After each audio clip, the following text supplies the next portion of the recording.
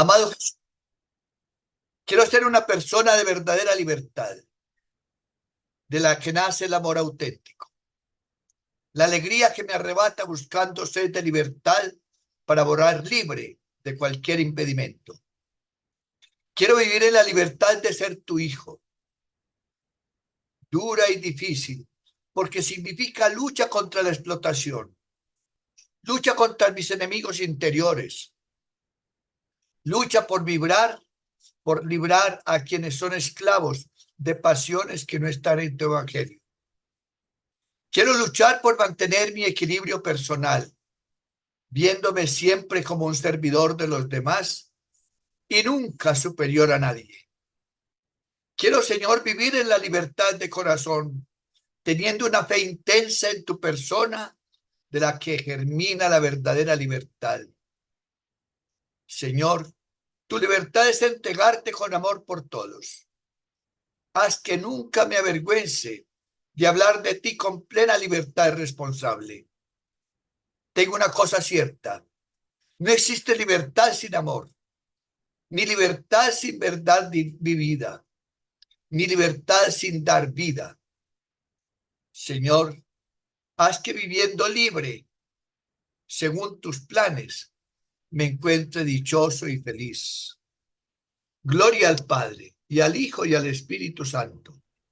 Como era en un principio, ahora y siempre, por los siglos de los siglos. Amén. Santo Tomás de Aquino, Ruega por nosotros, Santa Catalina de Siena, ruega por nosotros, Nuestra Señora de la Paz, ruega por nosotros. y a todos nos bendiga Dios Padre, Dios Hijo y Dios Espíritu Santo. Amén. Padre Iván Fernando, qué alegría encontrarnos esta noche. Dios le pague por aceptar nuestra invitación. Bueno, nuevamente, muy buenas noches para todos ustedes. Vamos a ver un capítulo muy interesante, muy para la vida práctica, que es la transformación interior obrada por gracia, gracias, valga la redundancia, al Espíritu Santo, que es el que hace que la vida de Cristo habite en cada uno de nosotros. Entonces, en esta noche vamos a hablar de esa acción del Espíritu del Padre, del Espíritu del Hijo, que es el Espíritu Santo, que es el que verdaderamente nos santifica, dinamiza nuestra vida interior y va transformando nuestro corazón. Recordemos que cuando hablamos de corazón en este contexto, estamos hablando desde una perspectiva bíblica que significa el lugar de los sentimientos, el lugar de las motivaciones, el lugar de la interioridad, que debe ser transformada por la acción del Espíritu, por la gracia. Entonces vamos a hablar de eso hoy, que es un capítulo obligado de la antropología teológica. Ya hemos hablado un poquitico de la imagen de Dios, hace 8 días hablamos del pecado original y hoy vamos a hablar un poquito de la gracia de Dios, que es la acción de Dios en nuestro interior, en nuestro corazón. Entonces, la necesidad del auxilio de la gracia y la diversidad de dones. Es decir, la vida cristiana, la experiencia cristiana o creyente, parte de la necesidad de Dios. El hombre se siente necesitado por parte de Dios de su salvación. Por eso hay que decir que San Agustín prosiguió la meditación patrística sobre la acción divinizadora del Espíritu en el hombre. Esto es muy importante. Es decir, que San Agustín, que es uno de los grandes teólogos y doctores de la Iglesia, a través de su experiencia de pecado, de su experiencia personal, se da cuenta de que él por su propia fuerza no puede hacer nada y necesita de la gracia de Dios. Y por eso sería bueno que ustedes allá en la casa pudieran leer las confesiones, porque el libro de las confesiones muestra la experiencia existencial de San Agustín, esa ruptura que San Agustín tuvo en su interior por parte del pecado, pero como también se llenó de la gracia de Dios por la acción del mismo Espíritu. Entonces es bueno que ustedes puedan leer de pronto esa gran obra de San Agustín de Hipona, porque allí vamos a conocer de una manera narrativa y existencial cómo el Señor transformó el corazón de Agustín y que después lo llevó a la santidad. El auxilio divino es una ayuda real porque influye realmente en el interior de la persona. Es decir, la acción del Espíritu transforma el interior, transforma el corazón. Y por eso la importancia de vigilar el corazón, que es una experiencia que está ya en la antigüedad plasmada. Es decir, cuando vamos a las primeras comunidades cristianas, cuando vamos a los padres de la iglesia y a los mismos padres del desierto, nos damos cuenta de que ellos al unísono cuidan constantemente el corazón porque saben que en el corazón, que en el interior, se vive esa experiencia de Dios. Dios rectifica la naturaleza humana y obra realmente dentro del hombre por el Espíritu Santo que inspira la inteligencia y enciende la voluntad con su amor. Es decir, Dios obra por medio de la acción del Espíritu y por eso de una manera práctica tenemos que llamarlo, tenemos que invocarle, tenemos que orarle.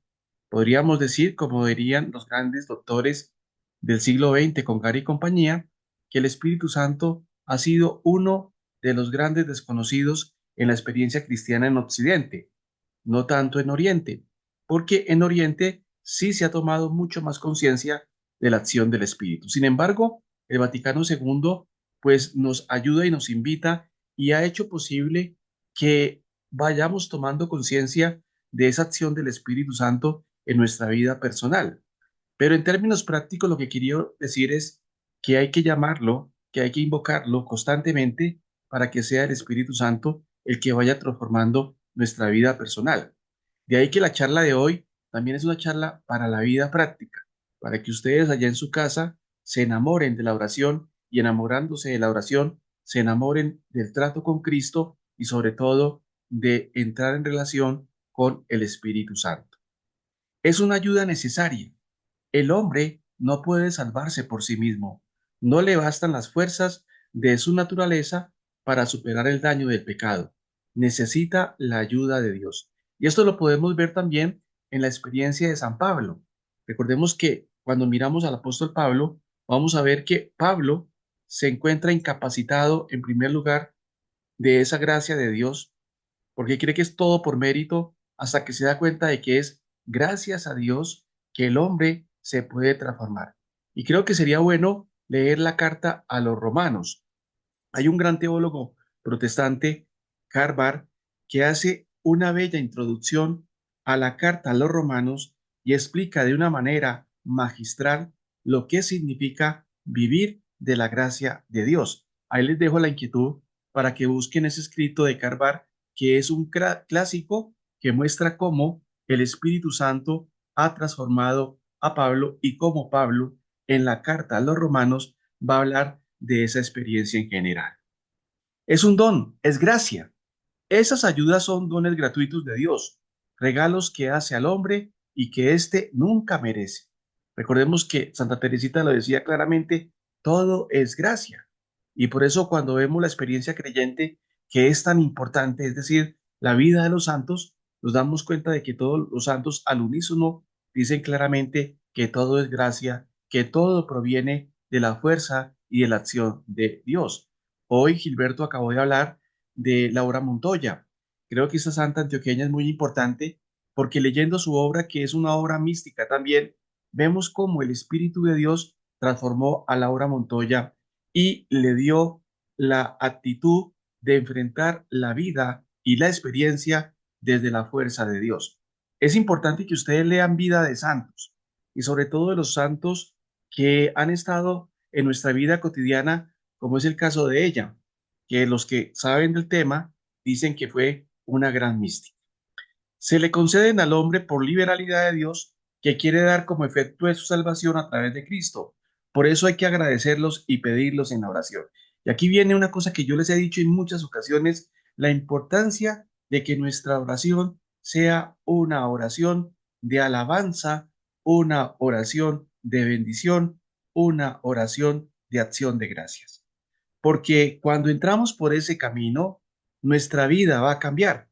Recordemos que cuando alabamos a Dios, no somos nosotros, sino es el Espíritu de Dios que está en cada uno de nosotros. Y como les he dicho en tantas ocasiones, hay un libro llamado Nacidos para alabar del Padre Vicente Borragán que nos enseña a entrar por el camino de la alabanza, por el camino de la bendición que entre otras cosas es lo que están haciendo los ángeles en el cielo en actitud de alabanza y de bendición. Apocalipsis 4:8. Esa experiencia de los ángeles y de los mismos santos debe ser también nuestra experiencia ya desde aquí, porque recordemos que vamos en un camino, que somos peregrinos, y el peregrino, es decir, el creyente, todos los días debe anhelar el encuentro con Dios. Y anhelar el encuentro con Dios pasa por cultivar la presencia de Dios en el corazón. Y cultivamos la presencia de Dios cuando tenemos una actitud de alabanza y de bendición, aún en las dificultades, aún en las problemáticas y aún en las enfermedades. ¿Por qué? Porque debemos saber que estamos en las manos del Señor. Y aquí resuena entonces la Santísima Virgen María en Lucas capítulo 1, 26-38, especialmente en el versículo 38, cuando nuestra Santísima Virgen María dice: He aquí la esclava del Señor, hágase en mí según tu palabra. Por eso para el Papa Juan Pablo II, María es la mujer de la fe, María es la mujer que confía, María es la mujer que escucha la palabra y María es la mujer que se abandona en las manos del Señor. Y su actitud es una actitud de bendición, de adoración y de alabanza. La renovación que obra el Espíritu Santo en la persona humana le permite superar las obras de la carne, ojo, y realizar las obras según el Espíritu. Por eso, como les dije al principio, la importancia de llamar y de invocar siempre al Espíritu Santo cuando empecemos nuestra jornada cotidiana. Lo primero que tenemos que hacer nosotros en nuestra vida cotidiana, lo primero que hay que hacer es invocar a Dios, invocar al Espíritu, para que sea el Espíritu Santo en el que el día nos vaya transformando, nos vaya iluminando, nos vaya inspirando. Es decir, que estamos llamados a orar. Recordemos entonces la experiencia de nuestro Señor Jesucristo. Iba a la montaña a intimar con el Padre y muy de madrugada también estaba en esa intimidad con el Padre. Entonces, si eso lo hace Jesús, también lo tenemos que hacer nosotros. Así como Jesús subió a la montaña a intimar con el Padre, también nosotros debemos tener un momento de oración, un momento de encuentro para que sea el Espíritu el que vaya transformando nuestra vida. El Espíritu infunde en el justo, ojo, la fe, la esperanza y la caridad como capacidades estables por las que puede fiarse de Dios, corresponder a su acción salvífica e identificar habitualmente su querer con la voluntad divina. Esto es muy importante. ¿Por qué es clave el Espíritu Santo? Porque Él nos ayuda, nos engendra para vivir la fe, la esperanza y la caridad. Recordemos que la fe es confiar en el Señor, recordemos que la esperanza es desear a Dios y recordemos que la caridad es amar a Dios. Y estamos en el año de la esperanza. Y el año de la esperanza pasa por desear encontrarnos con el Señor y por colocar nuestro corazón en la sintonía de encuentro con el Señor. Pero eso se hace gracias ¿a quién? A la acción del Espíritu Santo. Por eso lo que tenemos que pedir en la oración es el don del Espíritu. Y aquí resuena entonces el encuentro de Jesús con la samaritana, cuando Jesús le dice a la samaritana: si conocieras el don de Dios. Pero ¿quién es el don de Dios? El Espíritu Santo, que es el que tenemos que pedir. Y también resuena el texto de Hechos 1:14, cuando vemos a María con la primera comunidad cristiana en actitud de oración, esperando la acción del Espíritu. Creo que son dos textos que nos animan a llamar, a invocar, a orar y a pedir al Espíritu Santo. Y recordemos que el Padre está deseoso de darnos el don del Espíritu Santo y por lo tanto hay que pedir. El salvado está divinizado, ha renacido y es una criatura nueva. Se ha revestido de Cristo, es hijo de Dios, participa de la naturaleza divina y tiene obviamente al Espíritu en su corazón. El don del Espíritu Santo se concreta y diversifica en una multiplicidad de dones, tal como consta en los escritos neotestamentarios y posteriormente en la reflexión patrística y en la tradición monástica. Es decir, que el Espíritu nos da dones para que nosotros los coloquemos al servicio de la iglesia y al servicio de la comunidad. Es el Espíritu el que promueve a la iglesia. Por eso, en tiempo de Pascua, vamos a encontrar a escuchar dos libros, el Evangelio de San Juan y los Hechos de los Apóstoles. En el Evangelio de San Juan, ¿por qué? Porque allí se nos va a mostrar la relación íntima entre el Padre, el Hijo y el Espíritu Santo. Y en los Hechos de los Apóstoles se nos va a presentar el nacimiento de la iglesia gracias al Espíritu Santo, cuyo gran protagonista es el Espíritu Santo. Por eso esos dos libros, dos textos del Nuevo Testamento, hay que leerlos, hay que meditarlos para profundizar en esta experiencia de Dios. Recordemos que el Evangelio de Juan, han dicho algunos escritores, es el Evangelio de los grandes místicos, es el Evangelio de la interioridad, y recordemos que los Hechos, pues como ya les dije, es el libro de la Iglesia y del Espíritu Santo.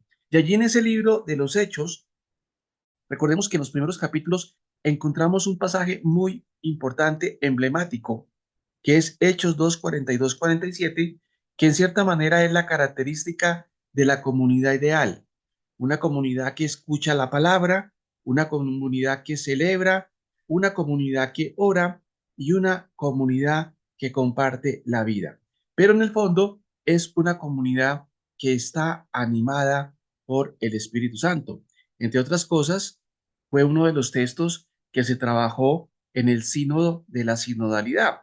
Y creo que es importante para nosotros como comunidad creyente, porque la comunidad creyente es eso, una comunidad que se reúne a escuchar la palabra de Dios, que se reúne a estudiar la palabra de Dios, pero también es una comunidad que celebra la Eucaristía y los sacramentos, es una comunidad que comparte la vida y sobre todo es una comunidad que está animada por la alegría. Pero la alegría que procede de dónde? Que procede de la acción del Espíritu Santo. El don de gracia, la gracia, suscita obras de santidad, pero se arraiga en la interioridad humana hasta el punto de renovar sus potencialidades y el ser mismo del creyente. Es decir, que el Espíritu Santo, que la acción del Espíritu va renovando nuestro interior y nuestro corazón.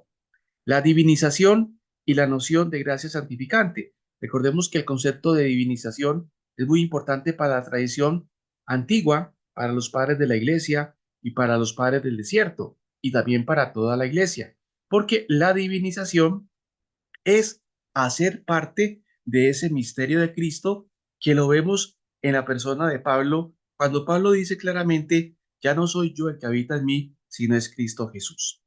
El pensamiento metódico escolástico encontró en la psicología aristotélica un instrumento filosófico para analizar la estructura espiritual de la persona, el alma y sus potencias, sus hábitos y sus operaciones.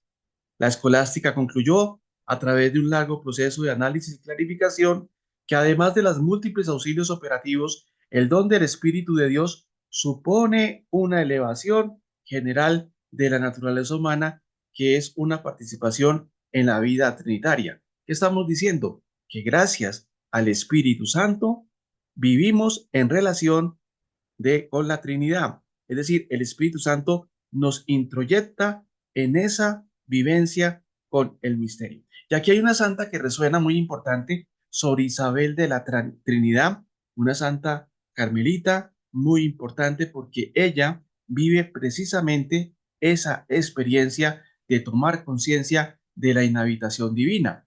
Pero detrás de ella, obviamente, está toda la espiritualidad del Carmelo, en cabeza de San Juan de la Cruz, de Santa Teresa de Ávila, y detrás de ellos está la tradición renana, es decir, el maestro Eckhart Tablero y Susó, y detrás del maestro Eckhart está obviamente San Alberto Magno y Dionisio Areopagita, y obviamente también Tomás de Aquino.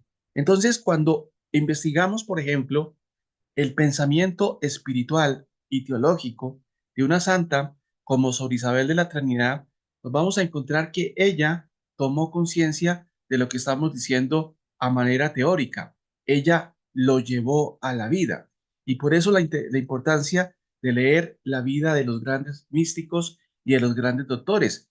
Entre otras, por ejemplo, leer a Santa Catalina de Siena, que es una de las grandes doctoras dominicanas que también vive en esa relación con el misterio trinitario y que comprende esto no solamente a nivel teórico, sino que lo más importante, a nivel experiencial.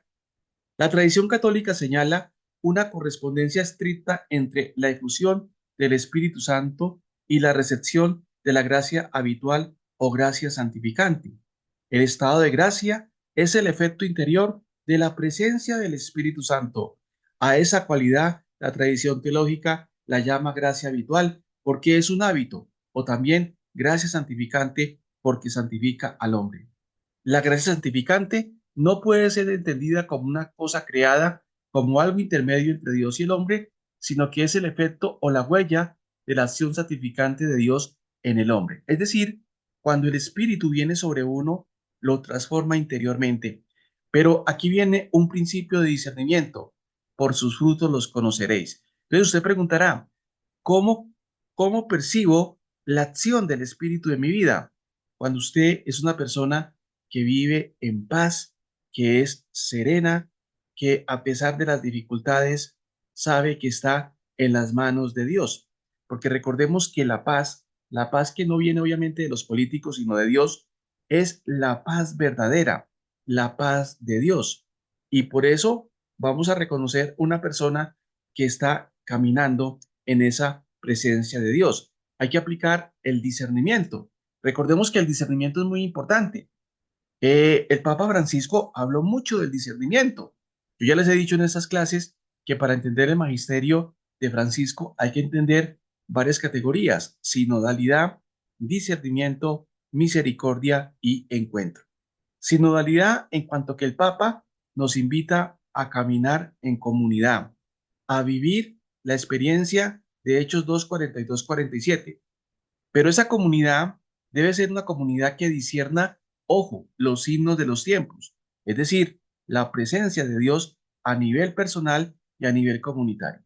Y esa comunidad debe vivir en la dinámica de la misericordia, que es el rasgo más importante de Jesucristo y que cada uno de nosotros debe encarnar en su vida personal y en su vida comunitaria. Y por último, estamos llamados a vivir en una cultura del encuentro, es decir, en una cultura donde todos estemos abiertos a todo desde la experiencia de Jesús de Nazaret. Pero ¿quién obra eso? La acción del Espíritu. Y aquí vemos un santo de la tradición, San Francisco de Asís. Fijémonos cómo San Francisco se abrió a Dios, pero al abrirse a Dios, se abrió a los seres humanos y se abrió a las criaturas irracionales. Entonces es importante saber que el Espíritu actúa en nosotros a nivel personal y a nivel comunitario. Y actúa porque nos abre a los otros y obviamente nos ayuda a vivir en comunidad, pero una comunidad que está animada por la acción del Espíritu. Y si es una comunidad que está animada por la acción del Espíritu, es una comunidad que vive en fraternidad, que vive en servicio, que vive en alegría, que vive en gozo, que vive en paz y que quiere que la vida cristiana tome forma a nivel personal y a nivel comunitario. La teología escolástica, cuando hablamos de teología escolástica, recordemos que fue una teología enclavada siglo XI, XII, XIII, XIV.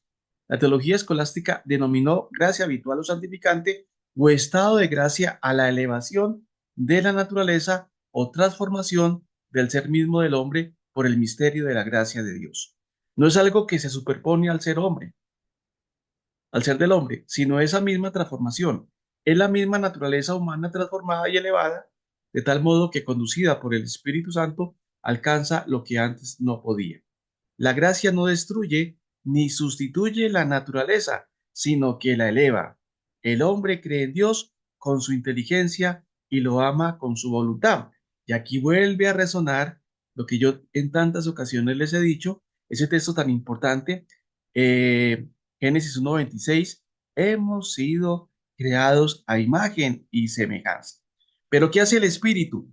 El Espíritu nos ayuda a vivir ese estribillo en cuanto que nos da la inteligencia para conocer a Dios y en que nos fortifica el amor para poder comprender a Dios y amar a Dios, que eso nos va a llevar a la vivencia de la comunión. Es decir, la comunión con Dios presupone el conocimiento y presupone el amor.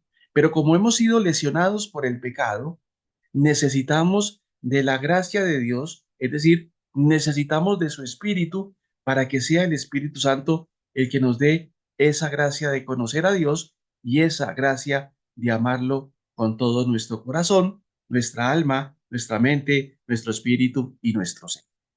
La gracia y las capacidades operativas humanas. ¿Qué hace la gracia? La gracia nos capacita humanamente para amar a Dios y para conocer a Dios. La acción del Espíritu Santo infunde en la naturaleza humana los principios de un obrar nuevo. La transformación moral se concreta en virtudes y dones que son como el desarrollo operativo de la gracia. Recordemos que en el bautizo recibimos el germen de la gracia, pero a medida que vamos creciendo, tenemos que ir desarrollando con la ayuda de Dios esos dones y esas virtudes.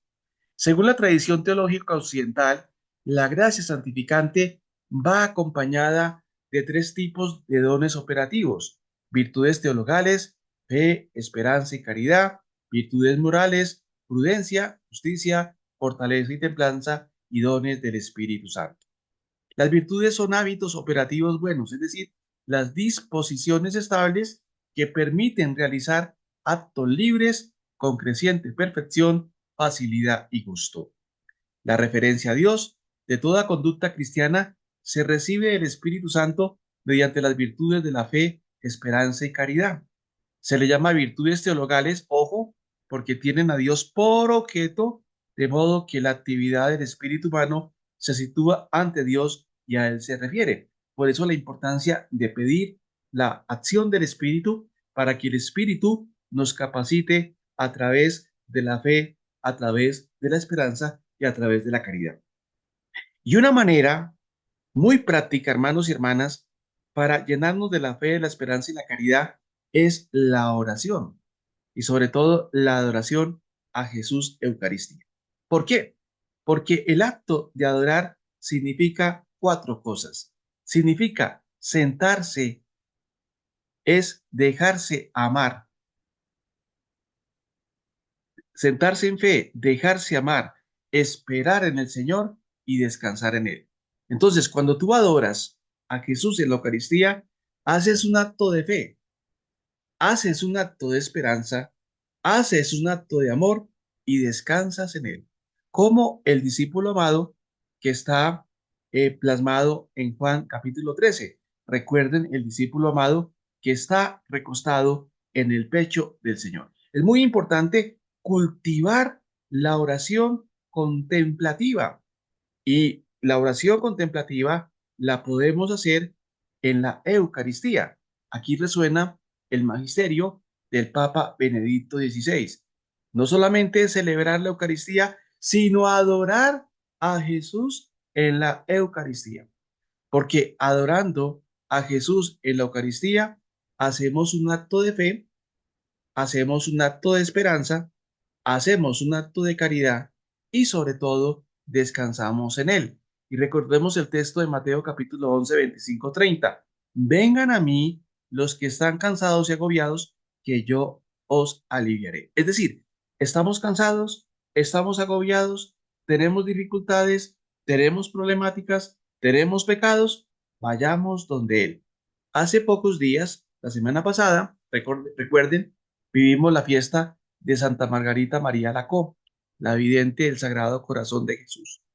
Esa fiesta es muy importante en cuanto que a través de esa fiesta se nos muestra cómo el Señor se relaciona con esta santa y le pide a la santa que esté en relación con Él a partir de la confianza. Es muy importante eso, porque recordemos que la devoción al Sagrado Corazón de Jesús es una fiesta muy, muy importante, que en el fondo lo que quiere esa fiesta es que nos acerquemos al Sagrado Corazón de Jesús con confianza, con amor, con fe y con esperanza, sabiendo que tendremos el verdadero descanso en el corazón del Señor. Pero todo eso, ¿quién lo hace? La acción del Espíritu Santo. ¿Por qué? Porque el Espíritu Santo va preparando nuestro corazón a partir de la fe, a partir de la esperanza y a partir de la caridad. Se llaman virtudes teologales porque tienen a Dios por objeto, de modo que la actividad del espíritu humano se sitúa ante Dios y a Él se refiere. Las virtudes teologales informan y vivifican todas las virtudes morales. La virtud de la fe, ojo, dispone para adherirse a Dios y creer todo lo que Él nos ha revelado y que la Iglesia nos propone. Qué hace la fe? Nos capacita esa disposición para unirnos a Dios, para creer en Él y para desarrollar la confianza en Él. Y aquí resuena el Evangelio cuando los discípulos le dicen al Señor, Señor, aumentanos la fe. Ese mismo clamor de los discípulos debe ser para cada uno de nosotros. Nosotros debemos decirle al Señor, aumentanos la fe, porque ¿qué hace la fe? Nos capacita para confiar en el Señor y para creer en Él. La virtud de la esperanza dispone para desear el reino de Dios prometido y para confiar en el auxilio de Dios que allí nos conduce. Es decir, el deseo. Y aquí resuena San Agustín de Hipona, porque para San Agustín el desear ya es estar en actitud de oración. Por eso hay que vigilar el corazón y cuando decimos vigilar el corazón, hay que vigilar cuáles son nuestros deseos que están anidando en el corazón. ¿Cuáles deben ser los deseos? El deseo de estar con Dios. Y resuena también el libro del Génesis, cuando Yahvé le dice a Abraham, si quieres ser perfecto, anda en mi presencia. Ahora, una manera de andar en la presencia del Señor, ojo con esto, a nivel cotidiano, es estar en una actitud de oración, en una actitud de gratuidad, en una actitud de alabanza, en una actitud de acción de gracias.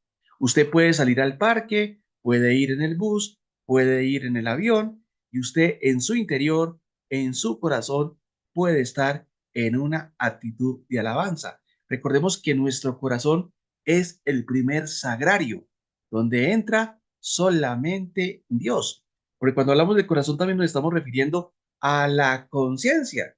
Y recordemos que de esto habló, obviamente, el Vaticano II cuando dijo, la conciencia es el lugar sagrado donde únicamente entra Dios y el hombre. Luego, ese interior, ese corazón, hay que cultivarlo y lo cultivamos con oración interior, en actitud de alabanza, en actitud de bendición, o lo que clásicamente se llamó las famosas jaculatorias. Por ejemplo, Sagrado Corazón de Jesús, en vos confío. Y dice San Agustín que el repetir estas jaculatorias van haciendo que nuestro corazón se vaya llenando de fervor con Dios y allí entonces entramos a vivir el don de piedad, como lo vamos a ver más adelante, porque el don de piedad es desarrollar un amor profundo a Dios a través de estar en una actitud de oración, en una actitud de contemplación. Como ven, el programa de hoy se torna para la vida práctica. La virtud de la caridad dispone al hombre para amar a Dios como Padre y a todos los hombres como hermanos en Jesucristo. Esto se hace con el amor que el mismo Espíritu infunde en nuestros corazones. Aquí una palabra clave, Padre. Y la palabra Padre tiene tres connotaciones, amor, confianza y filiación. ¿Qué significa esto? Que cuando decimos Padre, en el fondo estamos desarrollando el amor a Dios, la confianza en Dios y la conciencia de filiación, es decir, la conciencia que somos hijos del Padre. Recordemos el Evangelio de Juan, ya no llamo siervos, sino llamo amigos. De la importancia de orar al Padre teniendo confianza en ese Dios. Y aquí resuena, hermanos y hermanas, la gran parábola de Lucas capítulo 15, la parábola del hijo pródigo, donde, ojo, está la verdadera imagen de Dios. Porque hay que decir una cosa, no todas las imágenes de Dios se corresponden con el Dios de Jesucristo. No todas las imágenes de Dios corresponden con el Dios de Jesucristo, porque muchas veces la gente puede tener una imagen de Dios distorsionada o inspirada por el miedo. Y resulta que no, el Dios de Jesucristo es el Dios del amor, es el Dios de la misericordia, es el Dios del encuentro, que ojo, no quiere la muerte del pecador, sino quiere que cada uno de nosotros viva. Entonces nosotros debemos desarrollar, gracias al Espíritu, esa conciencia de que somos los hijos amados de Dios. Y por eso, hermanos, la verdadera oración es la oración de confianza. En otras palabras, para saber que mi oración es oración y que es una oración profunda, debe estar mediada por la confianza, porque la confianza implica encuentro. Y la oración es eso, es una relación de encuentro con Dios, sabiendo que Dios nos ama a pesar de nuestros pecados. ¿Eso quién lo dice? Los santos grandes. ¿Y quién lo dice? Santa Teresita del Niño Jesús. Y por eso, hermanos, hay que volver a leer el texto del Papa Francisco el año pasado, en octubre también, que escribió sobre esto que estamos diciendo, sobre el amor al corazón.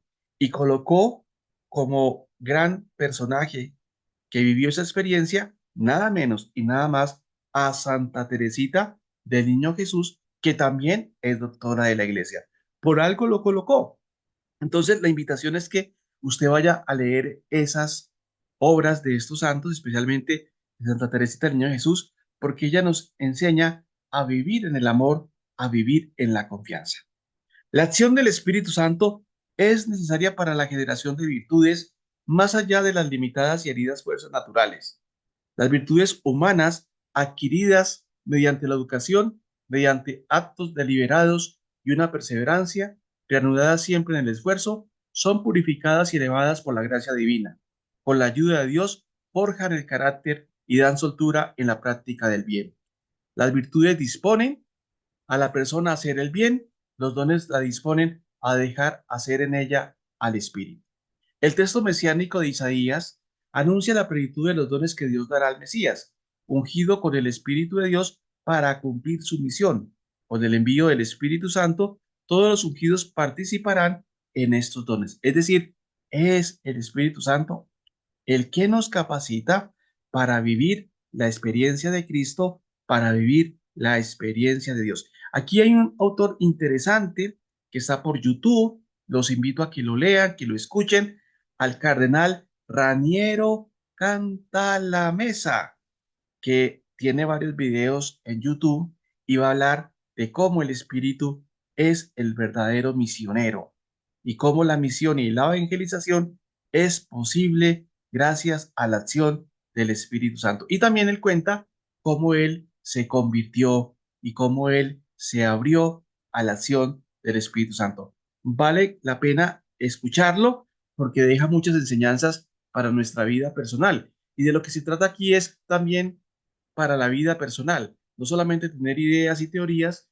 sino que este programa verdaderamente transforme nuestra vida personal y nuestra vida comunitaria y tomemos la conciencia de que somos creyentes.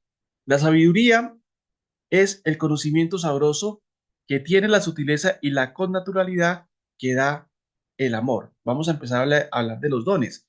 Entonces, ¿qué hace el don de la sabiduría? Nos ayuda a saborear la palabra de Dios, saborear la palabra de Dios. Y allí resuena la Santísima Virgen María, recuerden Lucas 2:19, Lucas 2:51, que dice más o menos el texto, María conservaba la palabra en su corazón.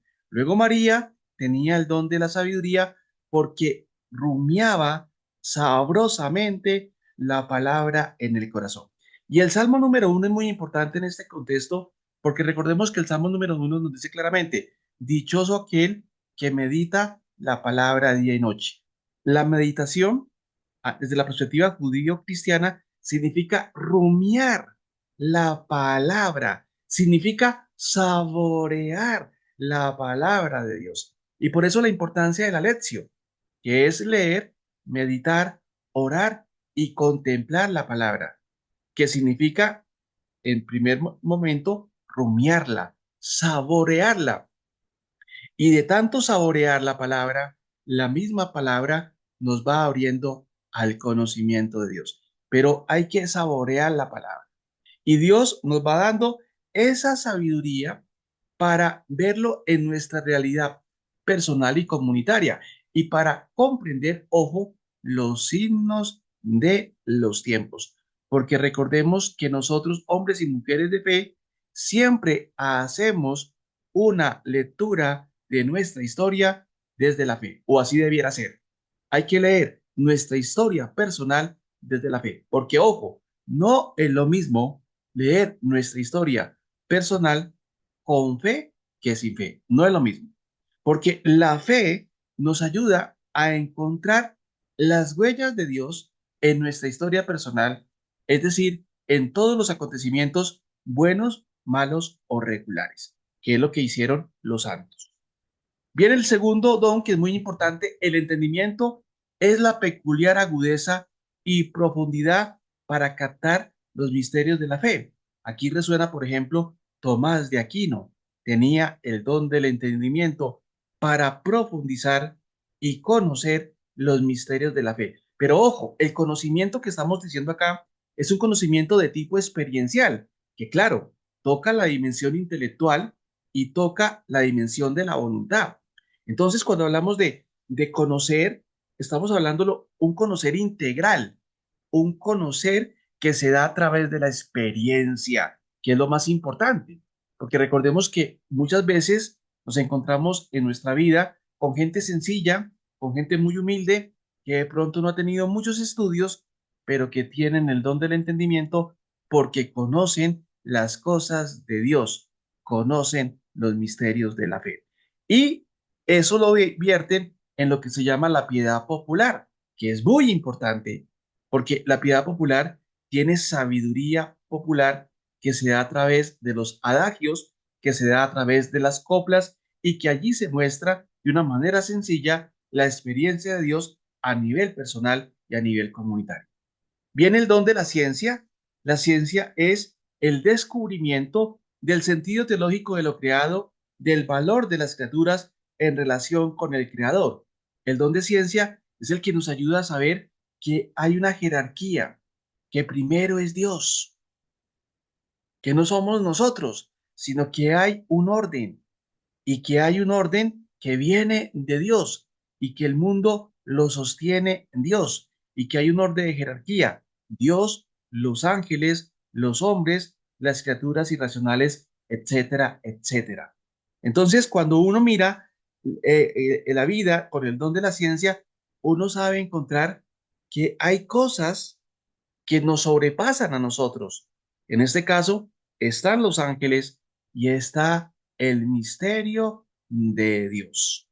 Viene el don del consejo. El consejo es el discernimiento de lo que se debe hacer, que hay que pedirlo mucho, y que el Papa Francisco nos animó a entrar por el camino del discernimiento.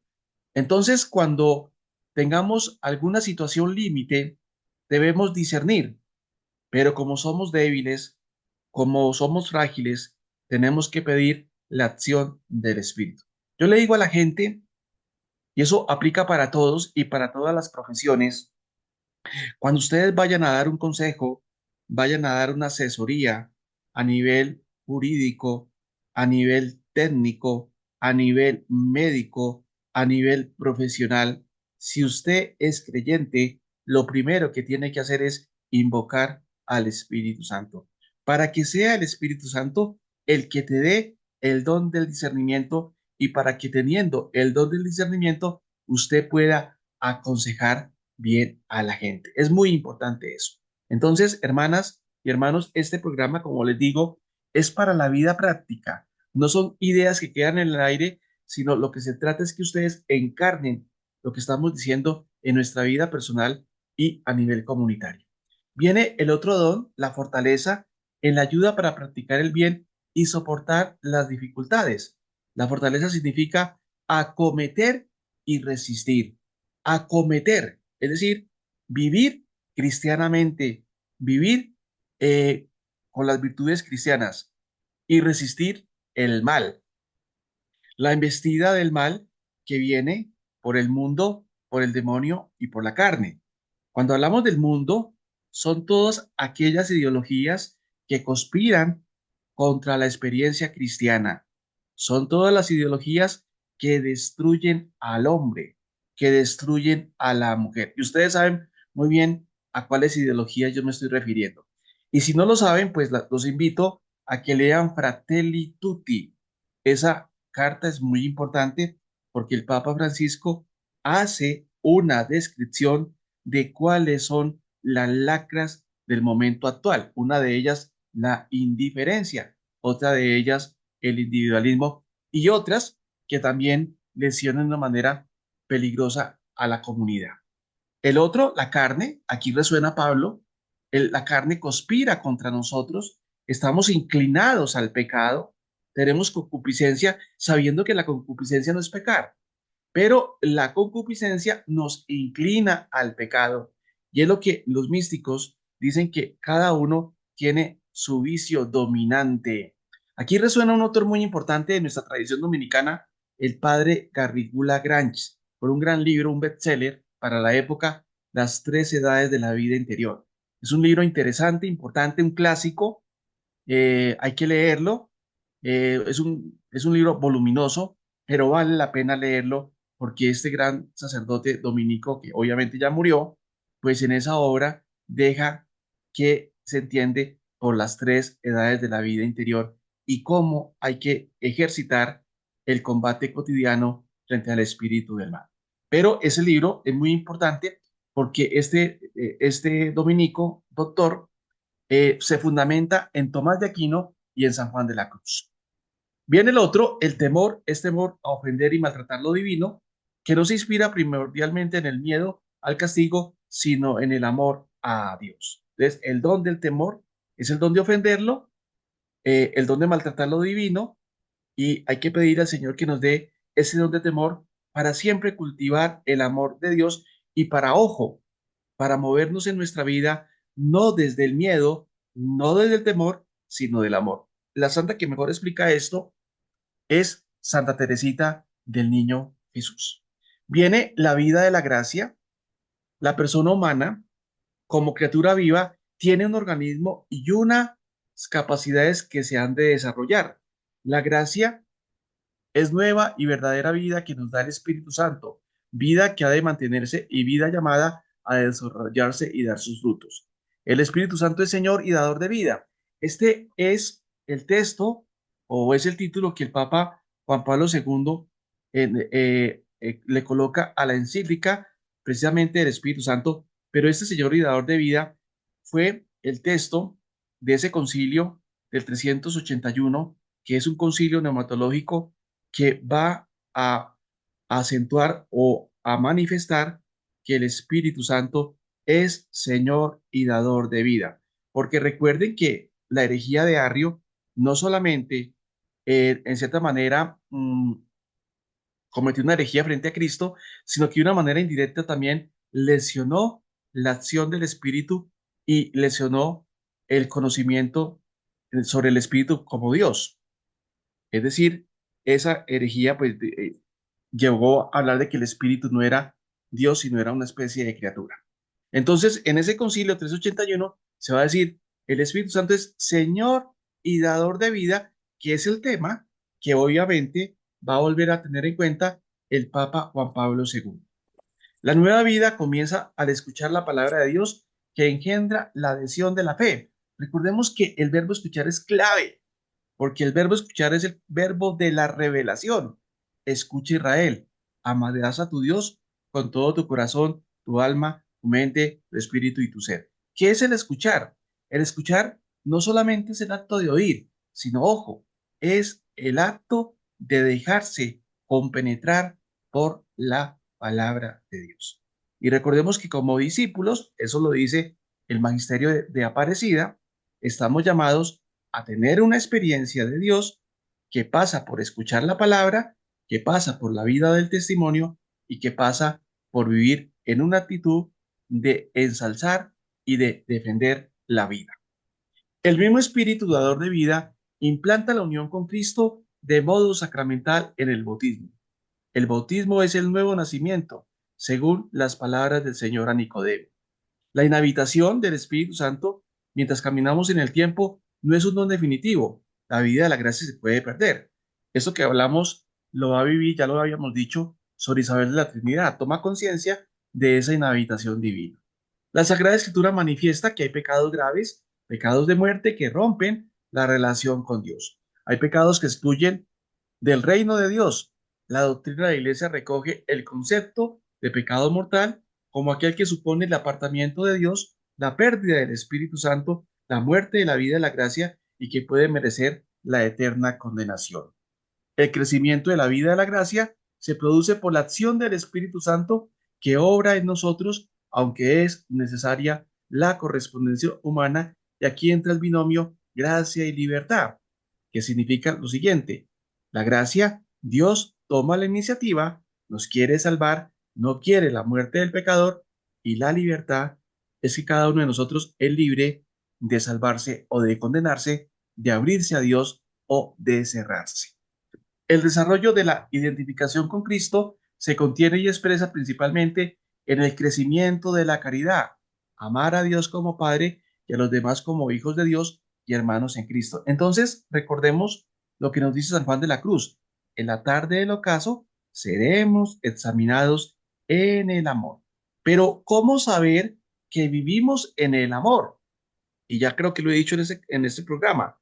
El amor se sabe que uno está en él cuando entra por el camino del servicio y cuando el servicio está motivado por las obras de misericordia. Y recordemos que el criterio se da en ese evangelio de Mateo 25, el juicio final. Cuando lo hicisteis con uno de esos pequeños, lo hicisteis conmigo.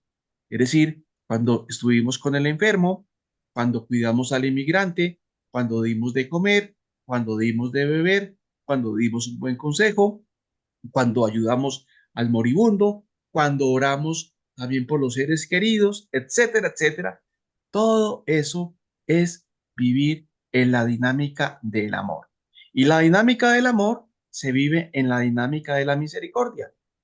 Entonces es muy importante que vayamos tomando conciencia de que lo más importante es el amor de Dios, que pasa, ojo, por el amor al prójimo. ¿Y qué significa esto? Que el criterio para saber que amamos a Dios es el amor al prójimo. El amor a Dios se manifiesta en la firme inclinación a cumplir su voluntad y el amor al prójimo en el espíritu de entrega y servicio. Y por eso, hermanas y hermanos, el Jueves Santo es muy importante en toda su celebración litúrgica, pero especialmente en el gesto del lavatorio de los pies, porque en ese gesto hay dos verbos: el verbo amar y el verbo servir, que configuran la experiencia del creyente. ¿Qué significa esto? Que el creyente que se entregue al amor y al servicio vive la experiencia de Cristo. Y eso es lo que nos hace discípulos. Entonces, miremos cómo esos gestos tienen que configurar nuestra vida personal. La iniciativa divina y gratuidad de la salvación. La antropología teológica profundiza los datos de la fe acerca de los designios de Dios sobre el ser humano y acerca de la respuesta humana a la benevolencia divina. Todo el Antiguo Testamento manifiesta la gratuidad, elección de Israel, el plan de salvación de Dios para la humanidad, paso por este pueblo que es el pueblo elegido. Dios ha querido manifestarse y obrar su salvación a través de Israel. Por eso su elección encierra una bendición para todas las naciones, para la humanidad. ¿Y qué significa esto? Que hay que leer el Antiguo Testamento para entender cómo Dios se ha revelado en esa historia de la salvación. Recordemos que el Antiguo Testamento promete y que en el Nuevo Testamento se cumplen esas promesas, lo que se llama la promesa y el cumplimiento, que es lo que tenemos que comprender para poder entender qué significa la historia de la salvación y cómo la historia de la salvación también nos configura a cada uno de nosotros. ¿Por qué? Porque eso que pasó en Israel también pasa en nosotros. Es decir, en esos libros del Antiguo Testamento también nos podemos reflejar nosotros. Por ejemplo, los salmos, ellos reflejan las pasiones del ser humano, refleja lo que el ser humano tiene en su corazón, es decir, lo bueno y lo malo. Y por eso la lectura de esos libros sagrados es importante porque esos libros nos van tocando, nos van transformando, nos van aclarando, nos van abriendo a ese encuentro con el Señor. Y ahí que la iglesia nos invite a la lectura permanente de la palabra de Dios. Recordemos que en septiembre, cada septiembre, celebramos el mes de la palabra. El designio salvador de Dios se concreta en el Mesías, a quien, entre otros títulos, se llama luz de las gentes, que ha de iluminar todos los pueblos y a todos los hombres. San Pablo afirma que existe un plan divino desde siempre para la salvación de los elegidos, plan que se realiza en la historia por la misión del Hijo y del Espíritu Santo.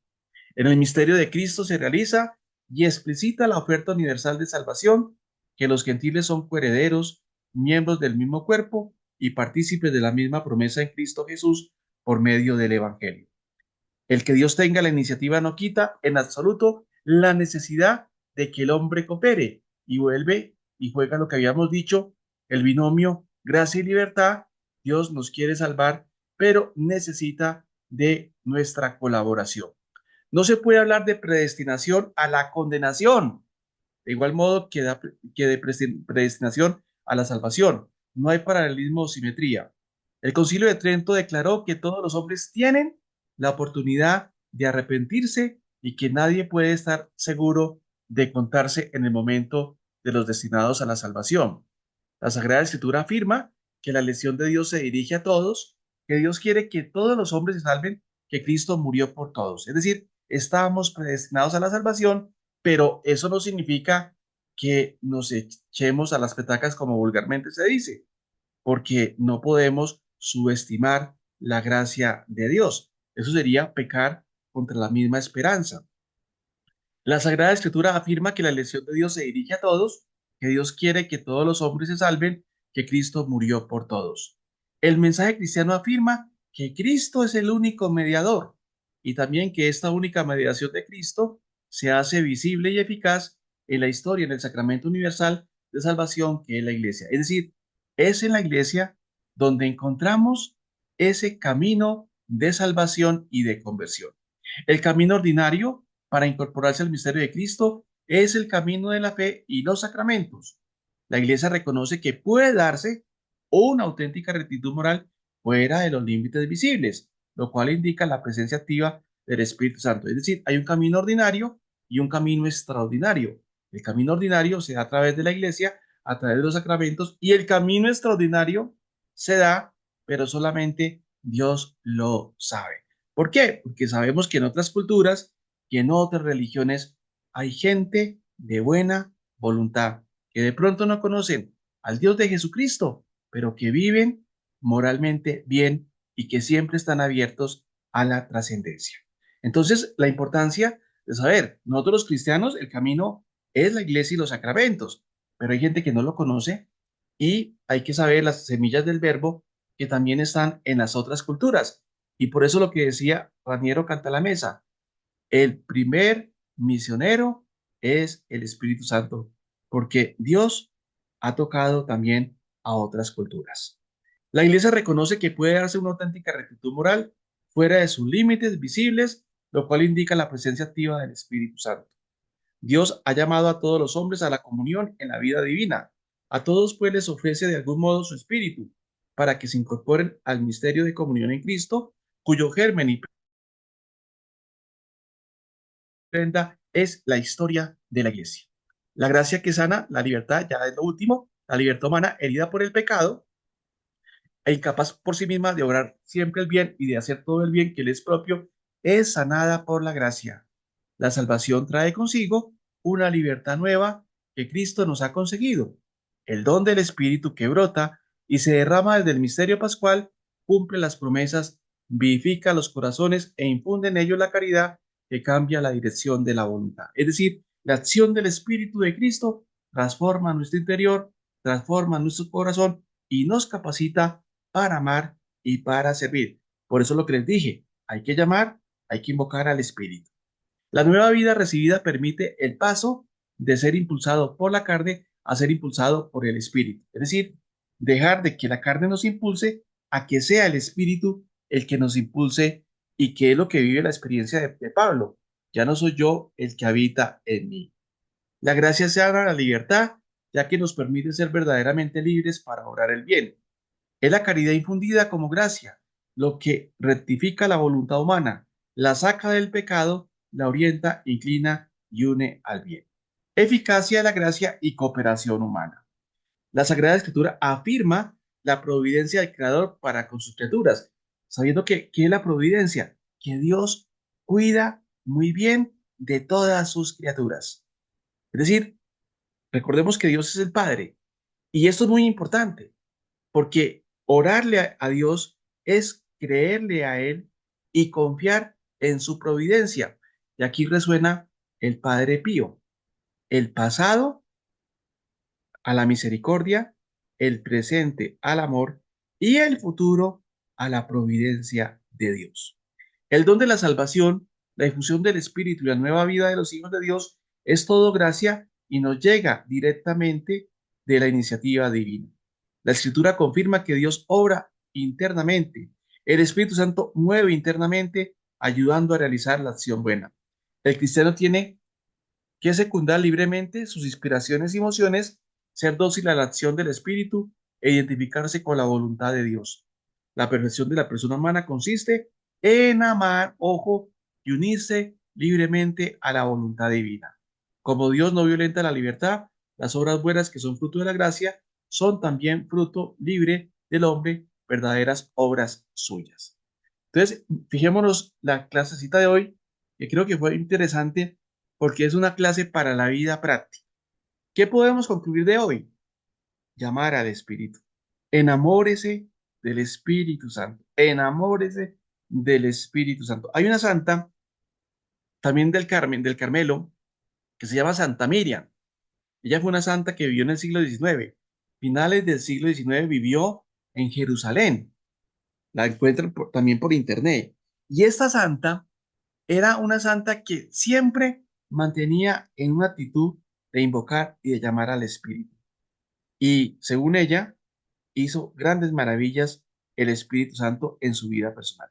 Y el ejemplo que tenemos más a la mano, el ejemplo del Papa Juan Pablo II, recuerden cómo el Papa Juan Pablo invitaba a orarle al Espíritu Santo.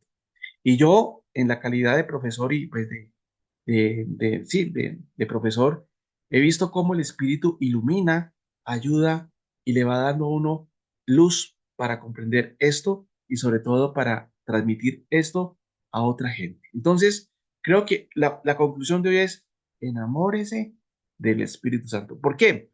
Porque Él es el que hace posible vivir en gracia de Dios y Él es el que hace posible amar y conocer a Dios.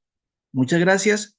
Hoy me tengo que retirar prontamente porque tengo otra charla con otro grupito que me está esperando, que voy a hablar del Santo Rosario, porque estamos culminando el tiempo, el Rosario, el mes del Rosario, y entonces me están invocando y ya me están haciendo señas. Entonces, bueno, de pronto para la próxima semana responderemos algunas preguntas. Muchas gracias, Padre Gilberto A y usted, José Padre Iván Domingo. Fernando, a Muy usted. amables. María Fernando, Dios Muchísimas le gracias. Gracias, Padre, gracias. Gracias, Dios le Padre. pague. Feliz Todo, noche. gracias, gracias. Muy Dios querido. los bendiga y Bendiga, gracias. Padre Iván Fernando.